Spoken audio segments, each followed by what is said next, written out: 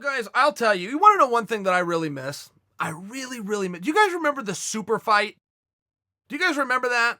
That's a term that like grappling has now adopted, and only grappling uses this term super fight. Super fight was done by SEG back in the very early day. I want to say 94, 95, 97.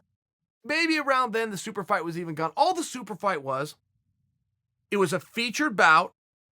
Okay. It used to be tournament format early on. 8 guys start out in the quarterfinals, move to the semis, move to the finals, have to take on 3 guys in one night. But you would then need to give a break between the 2 semifinal bouts before they fought for the championship. You need to give them a little bit of time, and you need to give the audience something to watch instead of dead air. So they brought in this thing called a super fight. Now, the super fight would be 2 really accomplished, really big name, wonderful match that you're hoping would happen, and you don't want to leave it to chance of a tournament breaking down. And you would give us this guarantee in a super fight. And it was the coolest. I mean, you'd have Ken Shamrock versus Hoist Gracie. Ken Shamrock versus Dan Severn rings a bell. But you would have this super fight. And the super fight came with a title. You were the super fight champion. You had a belt. You're the second to last fight of the evening. I mean, you're co-main event. It was a really big deal. And I miss it so much. And even though the concept of the super fight and why the super fight was put into place doesn't have to live on, there are some fights out there that are super fights, and I wish they would bring it back. I don't love the interim championship. I don't have a problem with it like some people do, but I don't love it because I don't fully understand what it represents. I used to believe that it just represented an absolute solidification that you were the number one contender. Meaning if there's a super fight champion, as soon as the champion is healthy, boom, that fight's happening, guaranteed and no discussion. That's what I thought. When I found out I was wrong about that, I got confused on the whole thing. I would love to see the super fight come back. Let me back up to one of the greatest pieces of marketing, of self-marketing in the history of MMA.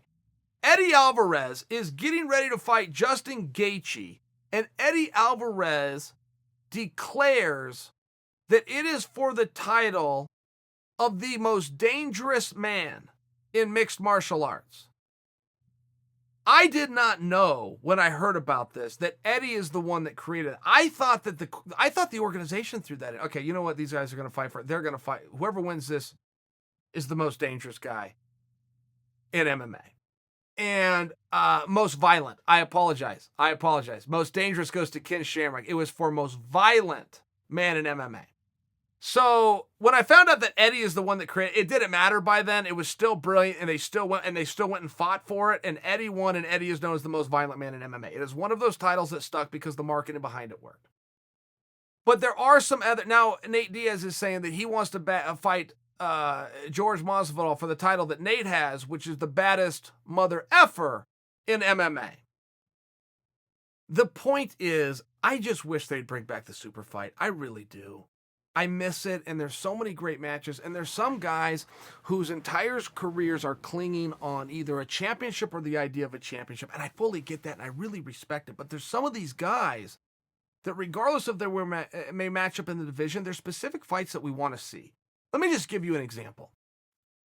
Well, how about Masvidal versus Nate for one? I mean, right, they used to be 55, but now they're 70. They figured it out. They figured out the weight classes. They figured out what the reasoning's for. That would be one. But instead of doing a mother effort title, why don't we just call it a super fight? Comes with a belt. Comes with a great placement on the card. I would just personally like to see that. Here, I'll give you guys another example. Jose Aldo is now saying he wants to go down to 135 pounds. Jose Aldo has earned the right to do whatever in the hell Jose Aldo wants. I'll certainly back him. But when I do look at that, I go, wow, 135. Because I remember a few years ago, Jose said he couldn't even make 45 for much longer, and he was going to slide up to 155. He said this, and it was true.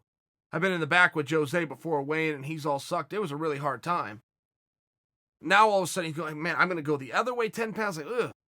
Is that real? Is that just for a 10? Let's keep him at 145. Uriah Faber. Huge draw. Huge name. People want to see him fight.